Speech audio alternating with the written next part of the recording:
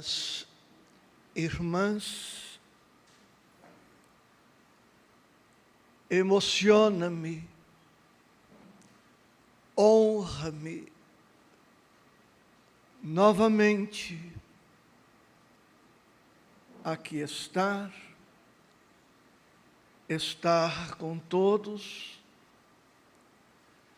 neste estudo de um tema antigo,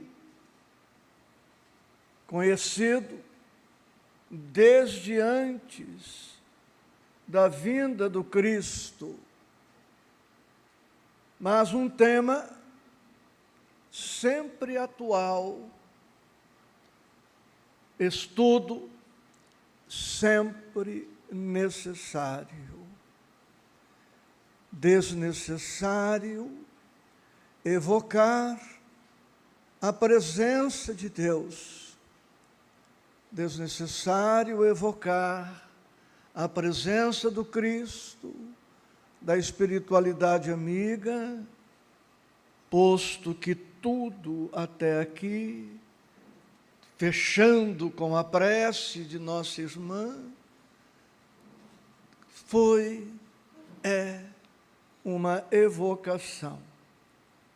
Tudo que precisamos fazer agora é estar com a espiritualidade, quanto ela já está conosco.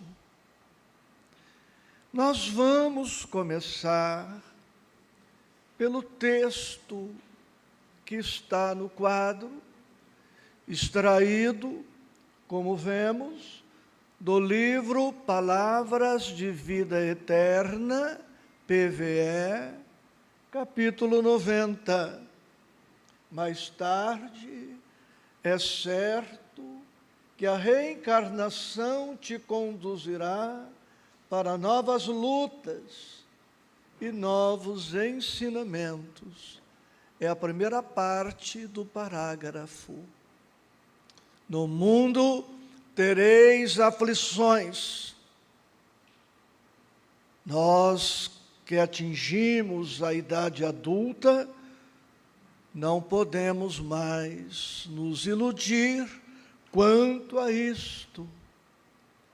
Tendo em vista a destinação do planeta, tendo em vista a nossa condição evolutiva, tendo em vista as nossas necessidades, é intuitivo, é lógico, não nos deve mais surpreender que as lutas chegam e continuarão chegando para todos.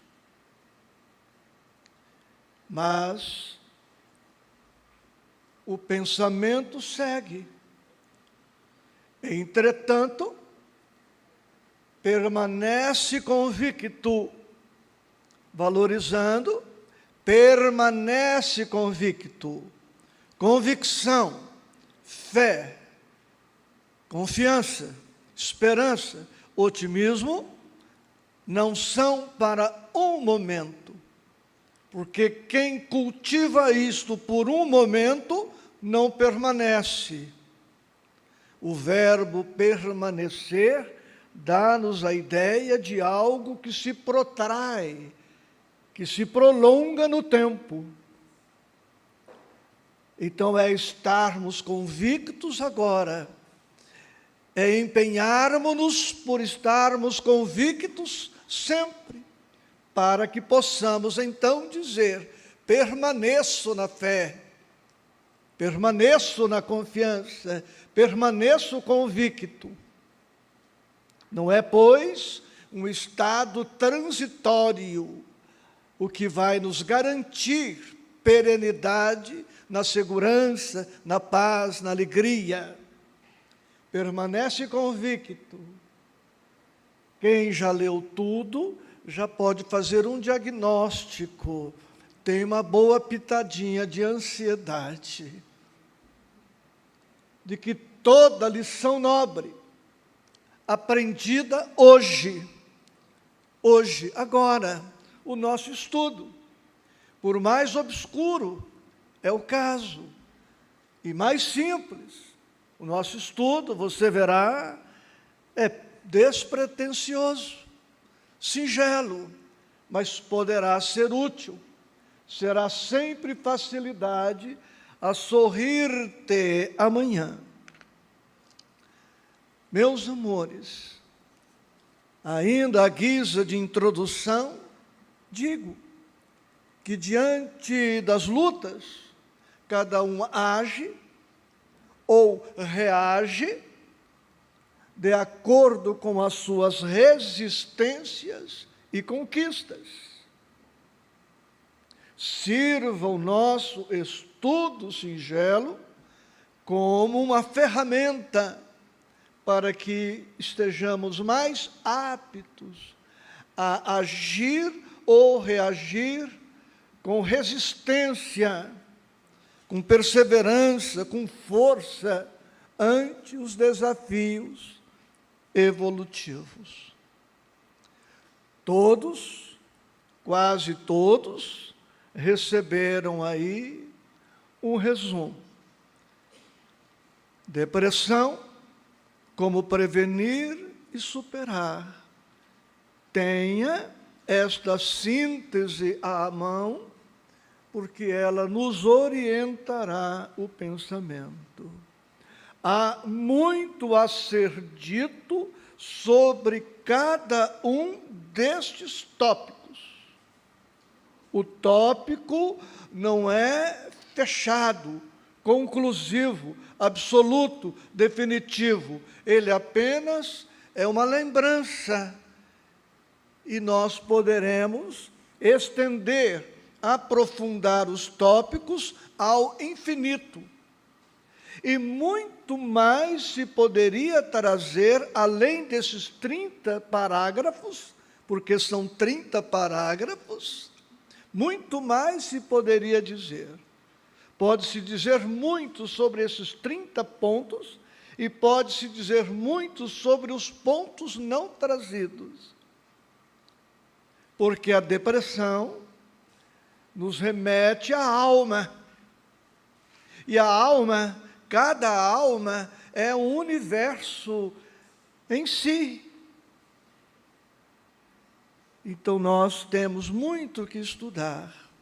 Nós teremos o segundo momento, pós-intervalo, e vocês poderão formular alguma pergunta e até pedir que nos detenhamos melhor nos tópicos, porque nós precisaremos imprimir objetividade e não será possível estendermos nos 30.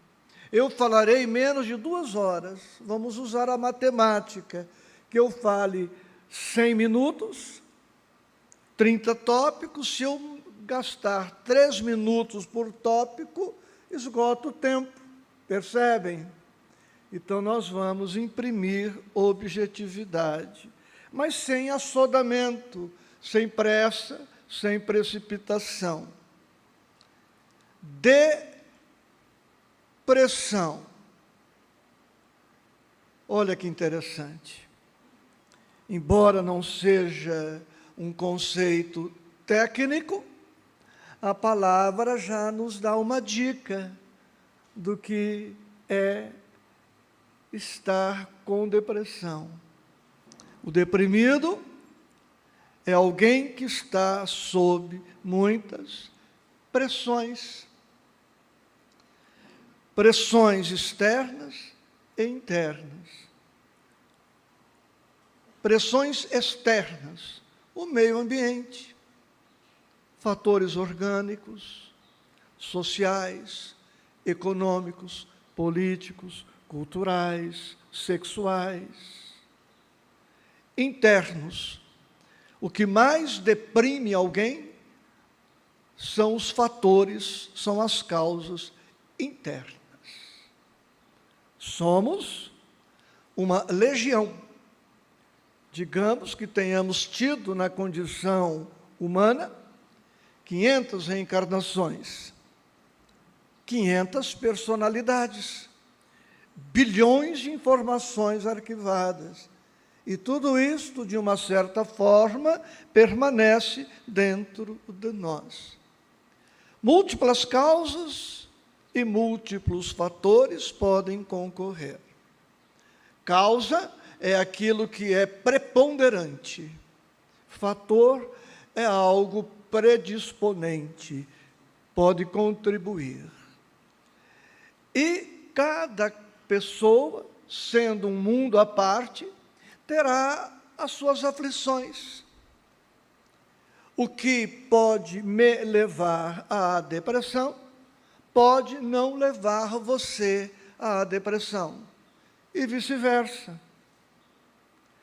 Mas podemos dizer, neste primeiro tópico, que múltiplas causas, como está aí, e múltiplos fatores podem concorrer.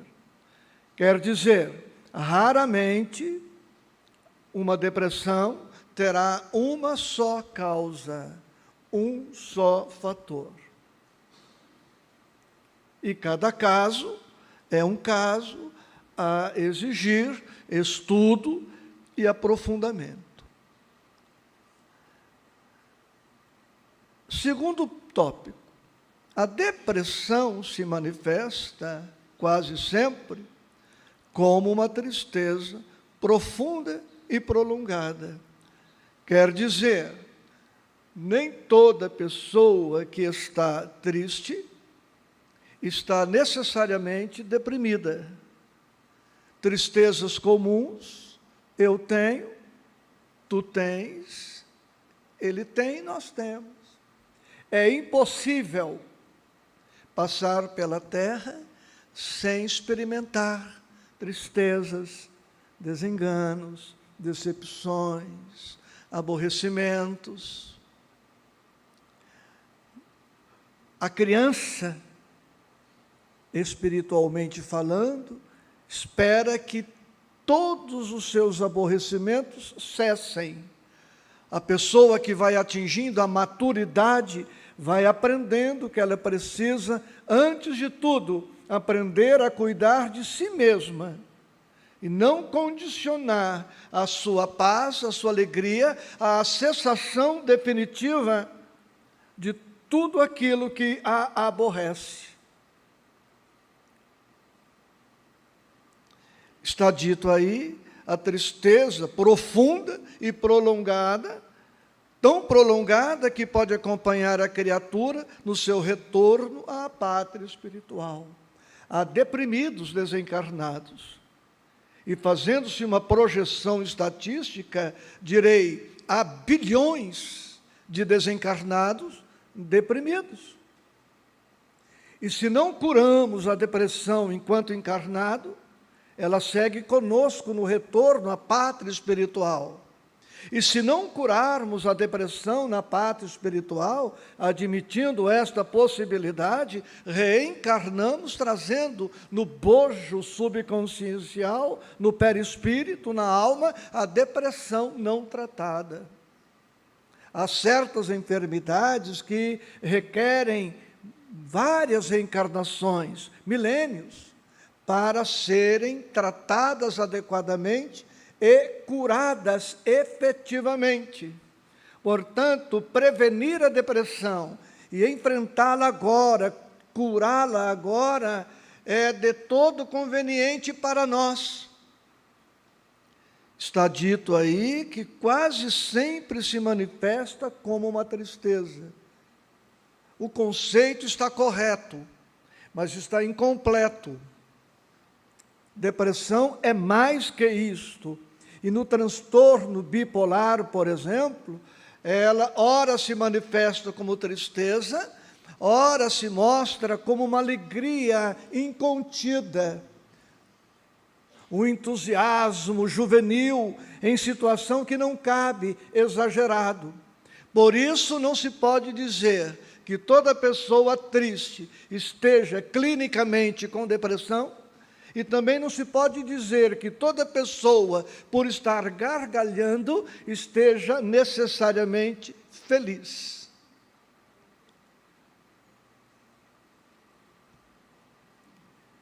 Nós acompanhamos a leitura do livro Caminho, Verdade e Vida, é o terceiro tópico, tristeza por motivos imediatistas. Eu disse que tristezas todos temos, desgostos, aborrecimentos. Sim, agora o nosso estudo singelo nos chama atenção para este detalhe. Então eu afirmo, estou triste. Até aí, tudo certo. Mas por que estou triste? A resposta a este porquê é determinante, porque poderá me levar à depressão, ou poderá me levar à elevação, ao crescimento, à superação de mim mesmo. Eu poderei sair pior de uma tristeza, e poderei sair melhor de uma tristeza, a depender da causa da tristeza e, sobretudo, a depender da minha atitude diante daquilo que está me deixando triste. Aprendamos esta lição. As atitudes são mais importantes que os fatos. As atitudes são mais importantes que os fatos. Não negamos a importância de uma circunstância, de um fator, de uma causa. Pode não ser tão insignificante assim uma causa que determine tristeza, mas a nossa atitude será muito mais relevante. Vamos dar um exemplo singelo. Um pai desencarna, deixa 2 filhos. Um filho cai em depressão, o outro não. Perguntaremos ao filho deprimido, por que você está em depressão? Porque perdi meu pai, na expressão humana. E perguntaremos ao filho não deprimido, por que você não está deprimido, em que pese estar triste? Porque meu pai não morreu, meu pai vive. Viram? Por fora, a ocorrência é a mesma para os 2 filhos, mas intimamente, cada um está numa condição. E é esta condição que vai determinar a reação. Então, por que estamos tristes? A mensagem disse aí. Uns reclamam, choram por falta de dinheiro, por caprichos contrariados, por fatores meramente humanos, imediatistas. Aqueles fatores e aquelas causas que, a rigor, não deveriam nos levar a uma depressão. Agora, se a tristeza for, como está no tópico seguinte, por objetivos espirituais, vamos chorar, vamos sofrer, mas a probabilidade de nos deprimir se torna menor. Digamos que, ao terminar o nosso estudo, eu sempre faço uma avaliação do meu trabalho. Eu sempre faço uma avaliação e sou muito crítico do meu trabalho. E digamos que, fazendo uma avaliação, eu reconheça que não fui tão feliz quanto esperava. Eu vou ficar triste, mas não é uma tristeza que vai me causar uma depressão, porque é uma tristeza por motivos espirituais. Eu queria ter sido mais útil no estudo, eu queria ter chegado mais nos corações, eu queria ter te sensibilizado mais e não consegui. É uma tristeza boa, porque da próxima vez eu vou me empenhar mais para me sair, quem sabe, melhor. Então, por que estamos tristes? Por coisas do mundo. O mundo não cura depressão. O mundo não previne depressão. é por motivos espirituais, pois a espiritualidade encontrará em nós recursos para nos auxiliar de maneira mais eficaz, mais eficiente. Queridos, graus. A depressão, como qualquer doença, tem graus. Há gripes e gripes, cânceres e cânceres, não é isso? Há AVCs e AVCs, há níveis, há infartos e infartos. Com a depressão não é diferente. Quando trouxemos a primeira ideia, na primeira linha, não dissemos tudo, evidentemente.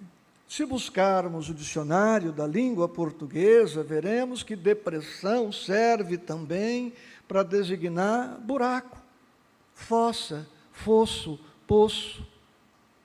O deprimido é alguém que caiu num buraco. E há buracos de profundidades variadas. Uma classificação muito difundida é esta: graus: leve, moderado e grave. Grau leve, os adultos aqui em condições normais. Se cairmos num buraco de 50 centímetros, saímos sozinhos, pouco esforço e praticamente sem machucadura. Um arranhãozinho, uma sujeirinha, saímos sozinhos. Se cairmos num buraco de 1 metro, 1,5 metros, já precisaremos de alguma ajuda. Talvez nos machuquemos e precisemos de um tempo de recuperação.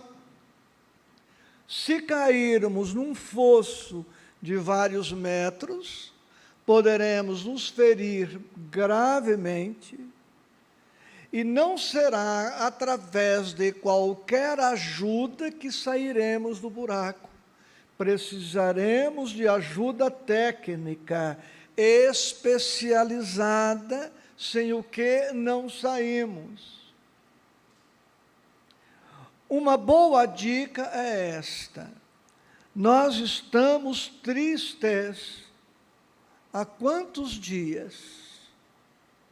Há 1 semana, nós mesmos, com mudança de atitudes, com algumas providências, nós mesmos saímos desta tristeza. Não será difícil, porque ainda não perdemos o controle. Mas se essa tristeza se prolonga no tempo e no espaço, ela vai ganhando já contornos de uma depressão para um grau moderado. E vamos precisar de ajuda. Nós diremos mais adiante, mas posso antecipar, não há uma sequência rigorosa, toda ajuda ética é bem-vinda. Olha o subtítulo do nosso tema: uma abordagem espírita cristã. Não é uma abordagem médica, não é uma abordagem psiquiátrica, não é uma abordagem tão psicológica assim, embora o Evangelho seja a psicologia profunda por excelência. Mas toda ajuda será bem-vinda, como nós veremos ao longo do nosso estudo. A mulher e a depressão.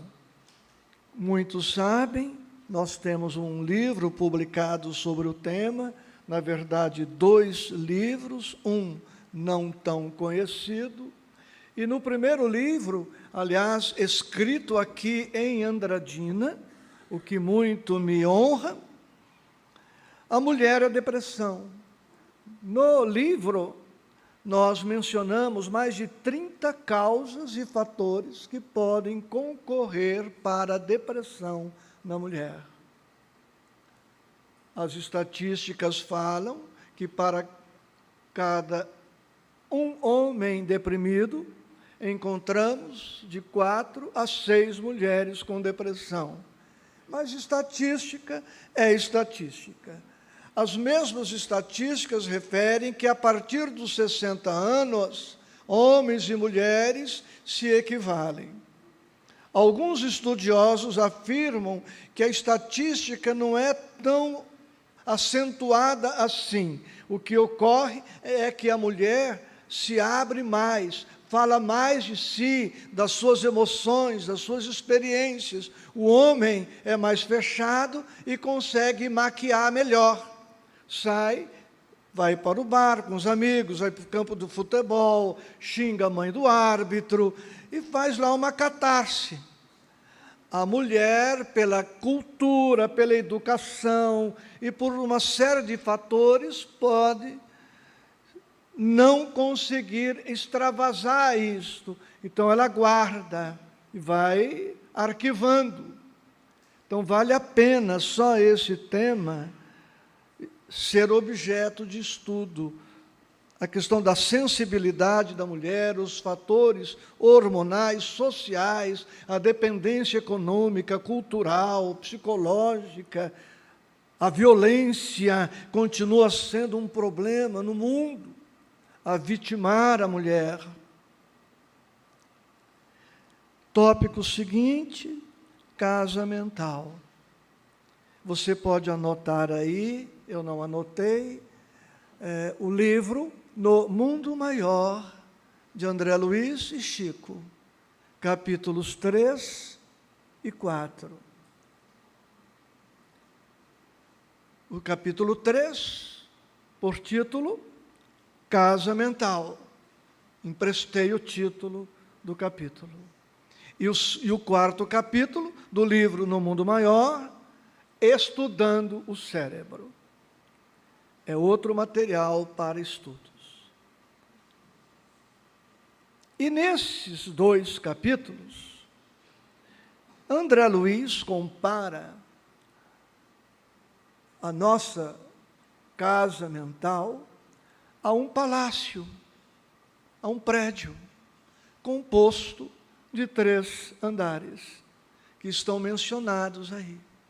Subconsciente, consciente, superconsciente. O subconsciente funciona, dentre outras coisas, como um arquivo. Arquivo das experiências dessa encarnação e de outras reencarnações. Um porão, um armário, uma gaveta, que contém tudo. Consciente representa o presente, o agora, o hoje. Superconsciente representa o futuro. Trazemos em nós o passado, o presente e o futuro. O Cristo potencial que somos todos dormita em nós. O anjo que seremos está aqui. Tudo a depender da ênfase que damos ao passado, ao presente ou ao futuro. No livro dos médiuns consta que o médium pode incorporar a si mesmo. Se eu fui Natanael no século XIX, e eu estiver num trabalho mediúnico, eu, Isaías, nessa personalidade de agora, posso incorporar o Natanael que fui, que está, de uma certa forma, vivo em mim. Na verdade, meu nome no século XIX não foi Natanael, e agora eu estou afirmando, foi Feliciano. Eu me chamava Feliciano na mais recente reencarnação. Então, o passado está presente. O deprimido é alguém que enfatiza o passado. Ele vive muito em função do passado. Tem uma sensibilidade apuradíssima e arquiva tudo, nos mínimos detalhes, vai contar uma experiência, ele se demora, teatraliza, exagera, e reaviva, e resgata, e acrescenta sempre detalhes. O deprimido é alguém que vive em função do passado, não aproveitando o presente, não tendo uma meta definida para o porvir. O ansioso é alguém que vive mais projetado para o futuro, não como quem elabora uma agenda para crescer, para avançar, como quem se simplesmente preocupa, se inquieta, se aflige pelo que virá, sem ter certeza se de fato virá. E provavelmente muitas das inquietações não se concretizarão, ou não se concretizarão como ele supõe que se dê no futuro. Não sei se me fiz entendido. Portanto, aprendida hoje, nós veremos mais adiante um tópico que vamos trabalhar melhor. O passado é virtual, não existe. O que nós vamos fazer ontem? Nada. E a resposta é óbvia, porque o ontem já passou, não volta. O que faremos amanhã? Há uma perspectiva, há um planejamento, mas não há garantia de que amanhã, efetivamente, faremos o que estamos nos propondo agora. O único tempo real de que dispomos é o agora. É o agora e não é nem o hoje. Porque hoje, agora são 10h05, eu posso desencarnar hoje. Você pode desencarnar hoje. Alguém está dizendo aí que não, né? Espera primeiro receber o pagamento agora, no 5º dia útil de setembro, né? A última festinha. Então é o agora. E mesmo agora está passando. Então nós precisamos valorizar isto. 2 corpos, esta aí é a lei da impenetrabilidade da matéria, segundo Isaac Newton, a física clássica. 2 corpos não podem ocupar o mesmo espaço ao mesmo tempo. 2 corpos não podem ocupar o mesmo espaço ao mesmo tempo. Pego aqui 2 livros. Isto, física clássica. Um corpo, outro corpo, 2 corpos não podem ocupar o mesmo espaço ao mesmo tempo. Vamos trazer isto para o mundo psíquico, espiritual. 2 pensamentos, 2 sentimentos não podem ocupar a mente e o coração ao mesmo tempo. Os pensamentos, os sentimentos são formados de pares contrários. Tristeza, alegria. Pessimismo, otimismo. Mágoa, perdão. Os pensamentos são formados de pares contrários. O deprimido é alguém. Viram lá no 2º parágrafo, é uma tristeza profunda e prolongada. O deprimido é aquele que, de maneira prolongada no tempo, prioriza os pensamentos e os sentimentos negativos. A ciência psicológica diverge quanto aos números, mas sabe-se que nós desenvolvemos, em média, pouco mais ou menos, 60 a 80 mil pensamentos por dia. Um pensamento de tristeza deprime? Não. Um pensamento, sentimento de mágoa deprime, de ressentimento, de ódio, de hostilidade reprimida, de abatimento, de decepção, nada disto deprime em pouca quantidade, em quantidade que permaneça sob o nosso controle. Mas, como pensamos, 60 mil por dia, pensamentos por dia, vezes 30 dias, vezes 12 meses, vezes 80 anos, nós atingimos a cifra aproximada, não é matemática, não é conta exata, atingimos a cifra de 1 bilhão e 500 milhões de pensamentos. Ora, não afirmo, apenas exemplifico. Eu estou magoado com alguém há 50 anos. Faço questão de não perdoar. E vivo dizendo, eu morro, mas não esqueço. Olha o comando. Eu morro, mas não esqueço. Vou levar isso para o túmulo. Vai levar mesmo. E para os túmulos das próximas encarnações. Então, a depressão é uma construção ou uma desconstrução. E quando eu disse que estou magoado há 50 anos, foi uma frase doce, porque eu já não estou mais magoado. Eu já desci um degrau, porque há degraus para cima e há degraus para baixo. Eu estou aqui magoado, mas se eu insisto na mágoa, eu desço o degrau. Eu vou para o ré, sem cimento. O que é ré? Sentir, amores. Sentir de novo. Eu já não estou mais magoado, eu estou ressentido. Do ressentimento eu desço, vou para a hostilidade reprimida. Da hostilidade eu vou para o ódio. Do ódio eu vou para o desejo de vingança. Da vingança eu vou para o remorso, para a culpa, para a frustração, para a prostração, para o comprometimento da experiência reencarnatória.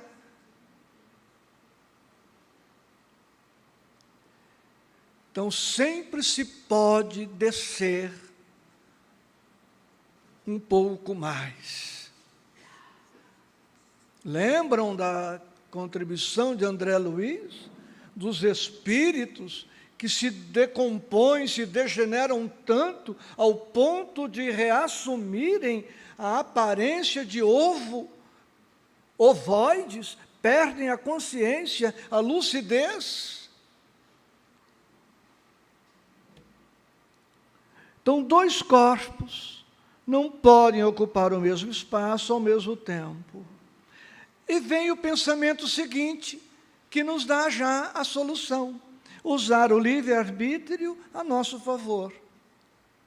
Ora, eu não consigo impedir você de pensar, de sentir.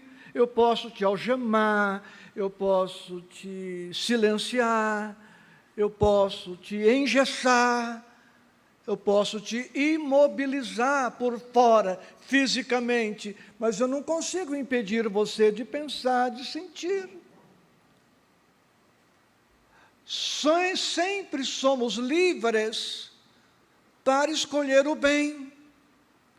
Nada nos obriga a sermos pessimistas, derrotistas, desanimados, frustrados. É uma questão de escolha. Uma pessoa procurando um sábio disse: eu sinto que tem algo que me impede de ser feliz. O que é? Eu sinto que tem algo que me impede de ser feliz. O que é? O sábio diz: o que te impede de ser feliz é o seu pensamento de que tem alguma coisa te impedindo de ser feliz. Simples assim, porque ninguém está nos impedindo. Nós criamos este bloqueio, essa crença, que se torna para nós uma realidade, um fato. Compreendem? Então, quem está nos impedindo são as nossas crenças, os nossos valores, a nossa maneira de ver a vida. Então, nós precisamos escolher o que pensar, o que sentir, e nós temos o domínio sobre isto. Nós assistimos no celular o que escolhemos. Nós assistimos na televisão o que escolhemos. Vamos no barzinho que escolhemos. Nós vamos com as companhias que escolhemos. Comemos o que escolhemos, bebemos o que escolhemos.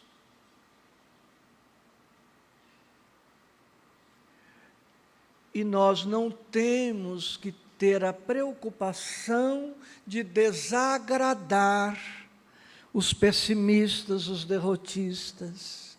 Vamos ser gentis, vamos ser educados, carinhosos, respeitosos, tolerantes, compreensivos, mas podemos guardar a liberdade de continuarmos sendo o que somos, com os nossos valores, com as nossas crenças, com os nossos princípios. No tempo que eu estava morando em Andradina e aqui trabalhando, me lembro, um amigo me convidou para ir na casa dele jantar. E espírita é assim, ele não recusa um convite para jantar. É muita indelicadeza, não é isto? E eu disse para esta pessoa, eu posso ir sim na sua casa para jantar, veja só, de graça e ainda estabelecendo condições. Eu disse, eu vou, mas se for para reclamar do presidente da República, eu não vou. Se for para reclamar do governo do Estado, eu não vou. Aqui em Andradina, se for para reclamar do prefeito, eu não vou. Se for para reclamar da vida, eu também não vou. Então, eu aceito ir na sua casa jantar de graça, se for para falar do Evangelho, da doutrina espírita, contar uma piada amena, senão eu não vou. Compreendem? Então, é uma questão de escolha. E há uma página de Emmanuel que o Júnior pode localizar aí na série Fonte Viva, a questão do agradar, a questão de agradar. Não desagrade os pessimistas, desagrade os derrotistas. E se não quiser desagradar, evite-os. Fraternidade para com todos, intimidade com aqueles que agregam. E cuidado com o conceito de amigo. Fulano é meu amigo. Recicla esse conceito. Ele é teu irmão, não no sentido consanguíneo. Ele é teu irmão. Ele é um irmão leal. Ele é um irmão dedicado a você. Então ele é seu amigo. Ele é seu amigo, mas não é teu irmão, não é leal a você e não se dedica a você, você não tem como se dedicar a ele, ele é qualquer coisa, mas não é seu amigo. Ou é um amigo de balada, que termina com a balada, ou é um amigo de happy hour, que termina com o happy hour. Amigo, no sentido cristão, evangélico, é outra coisa. Tanto que o Cristo dirá para os discípulos, já não vos chamarei servos, chamar-vos-eis meus amigos, porque não há maior amor do que este, o daquele que dá a vida pela vida dos seus amigos.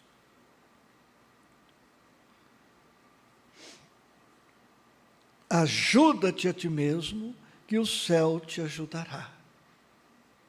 Não há médico, não há psiquiatra, não há psicólogo, não há psicanalista, não há personal training, não há ninguém, não há padre, pastor, espírita, expositor, não há estudo que ajude quem não se ajuda. Entenderam? Mas atenção, a depender do grau da depressão, o deprimido, naquele estágio, ele pode não ter condições de ajudar a si mesmo. Nós teremos que suprir isto nele. Tá? Nós teremos que nos envolver com o processo. Não é dizer para o deprimido, vá ao médico. Não, vá ao médico com ele. Não é dizer para o deprimido, você está tomando, perguntar, você está tomando o remedinho direitinho? Ele pode mentir, ele pode colocar sob a língua, vai no banheiro e regurgita da descarga. Então, em muitos quadros, nós teremos que nos envolver e acompanhar. Uma das consequências da depressão severa é o pensamento suicida, a tentativa de suicídio. Cuidado, gente. Pegando um brocardo popular, cachorro que late não morde, enquanto está latindo. Depois que para de latir, ninguém sabe o que ele vai fazer. Quase sempre o suicida em potencial emite sinais. Precisamos estar atentos ao que ele diz. Cansei desta vida, não dá mais, para mim chega, para mim já deu, bom seria morrer, porque Deus não me leva. Precisamos ficar atentos, valorizar esses sinais indicativos. Raramente alguém pratica suicídio sem emitir antes alguns sinais nesta direção, que é um pedido de socorro. Mas nessa vida agitada que a gente leva, na nossa inexperiência no trato com dores agudas, muitas vezes desconsideramos a informação e depois nos surpreendemos com o desenlace do quadro. Muita atenção nesse sentido. Vale a pena fazer um estudo sobre o perfil comportamental do deprimido. São dezenas de sinais e sintomas: solidão mórbida, como fuga, o desencanto da vida, a deserção de tudo, a sua relação com o trabalho, família, a sua desmotivação para tudo, a sua perda de energia, de vitalidade, de força. Vale a pena isto tudo, os pensamentos essencialmente negativos. Tudo isto, amores, é material para estudar. Próximo tópico, é preciso cuidar do crescimento emocional e espiritual.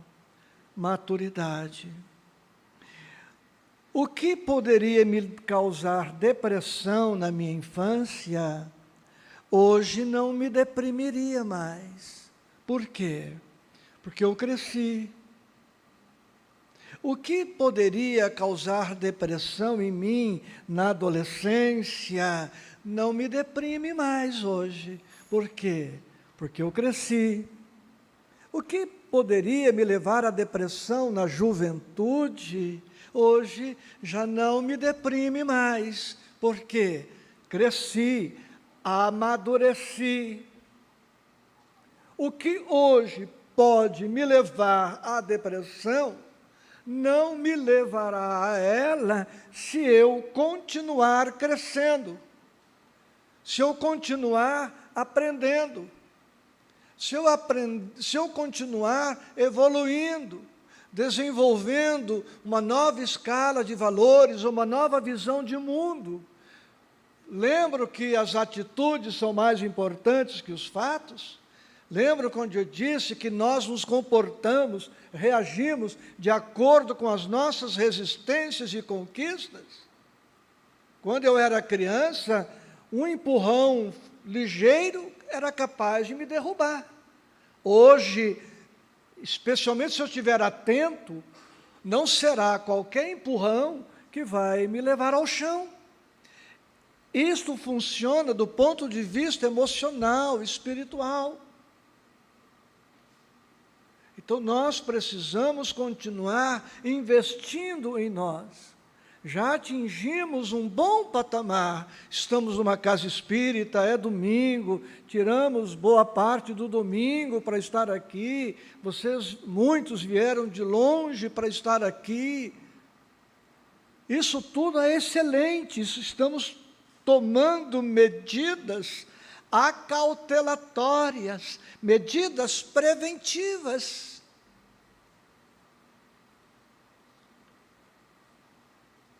Se acontecer qualquer coisa desagradável, hoje à tarde, hoje à noite, nós teremos alguma coisa do nosso encontro viva na nossa memória. Vocês vão levar esta sequência para casa. E a sugestão é ter isso ao alcance dos olhos, sempre. E pesquisar sobre isso tudo que aqui está. Isso aqui, gente, são lembretes.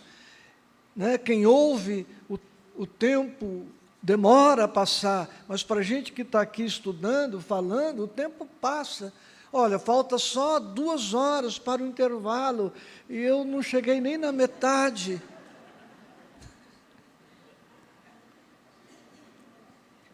Crescer, cresça.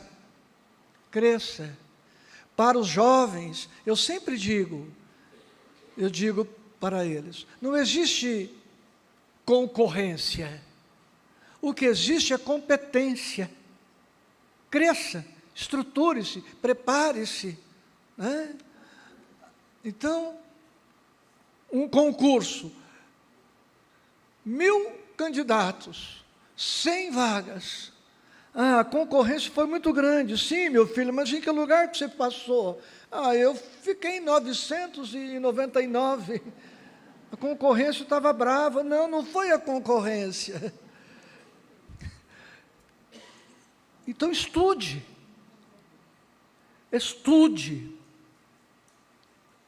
Eu fui orientado nesse sentido quando do meu concurso. Abordei um professor, e naquela época, mais imaturo que hoje, menos experiente que hoje, perguntei, falei, professor, o que eu preciso fazer para estudar para o concurso? Ele usou 2 palavras e falou, estude tudo. Eu não gostei. Achei que ele tinha usado de má vontade. Como estuda tudo? E aí eu perguntei, mas tudo o quê? Ele que havia usado 2 palavras, usou uma, tudo. Estuda tudo, meu filho. E 50 anos depois, quase, se eu encontrasse o professor, eu também usaria 2 palavras para falar da minha gratidão. Eu diria para ele, muito obrigado. E em uma, obrigado, gratidão, estude tudo. E quando eu fui estudar para o concurso, eu vi que o tudo era mais do que ele havia dito. Que o tudo é infinito. Então, a questão é do preparo, é de estrutura. E mais abaixo, nós vamos chegar aí em pontos que fortalecem isto. Tá? Prestar atenção nos objetivos existenciais. De uma certa maneira, há um encadeamento nos temas, porque onde estiver o vosso tesouro, aí estará também o vosso coração. Tá? Nós estamos onde nos colocamos. Então, o objetivo, pegando a página de Emmanuel, o objetivo de alguém é ganhar mais dinheiro.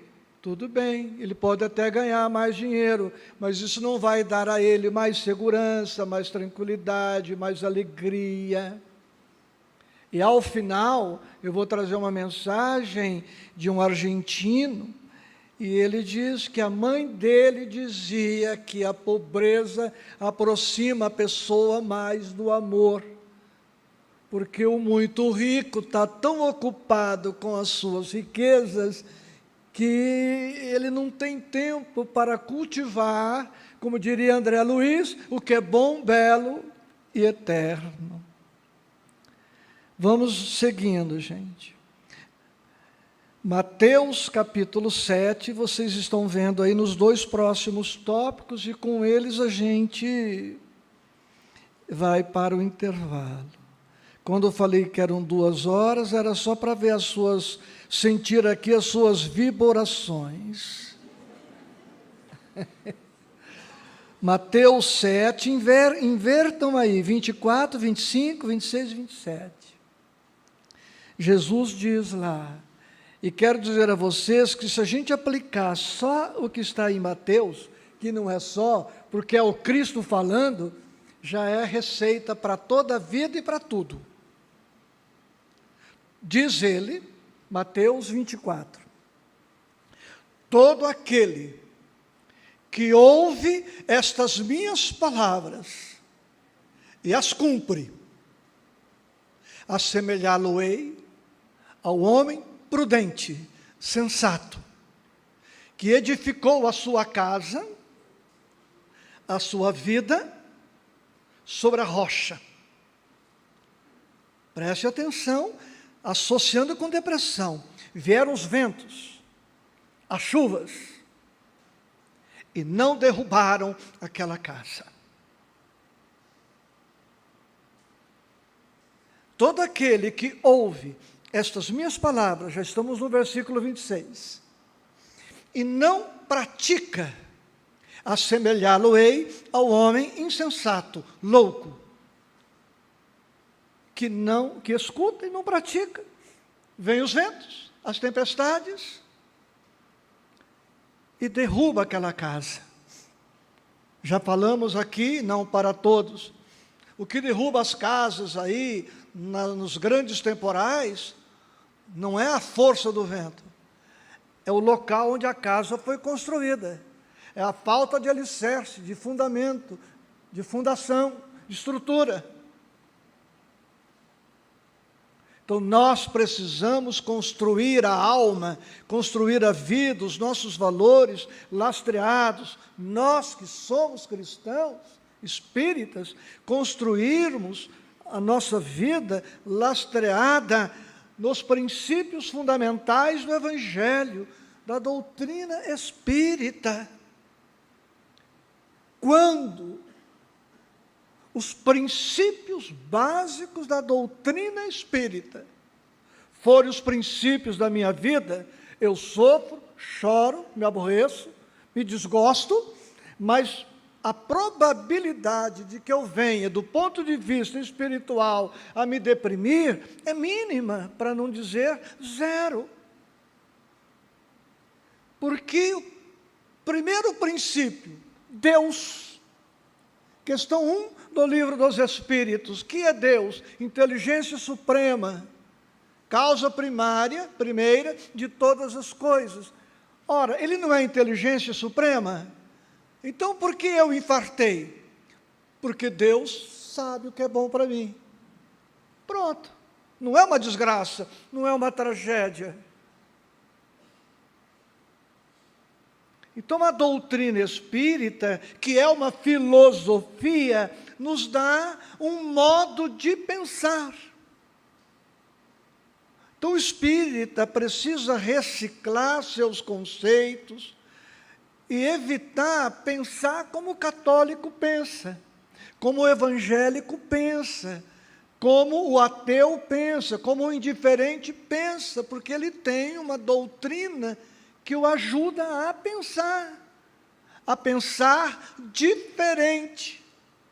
Então o meu afeto não morreu, desencarnou, retornou para a pátria espiritual. Aí vem a comunicabilidade, eu posso me comunicar com ele. Aí vem a minha desencarnação, a probabilidade de nos reencontrarmos. Isso tudo não vai evitar o luto, não vai evitar a tristeza, a saudade, a dor, um certo sentimento de perda, sim. Mas nós estamos aqui falando de depressão, que é outra coisa bem diferente da saudade, da tristeza, do vazio, da carência. Eu estou carente, mas não estou deprimido. Estou saudoso, mas não estou deprimido. É muito diferente isso, tá? Claro que eu estou aqui teorizando, mas cada um vai se comportar de acordo com a sua resistência, ou suas resistências e conquistas.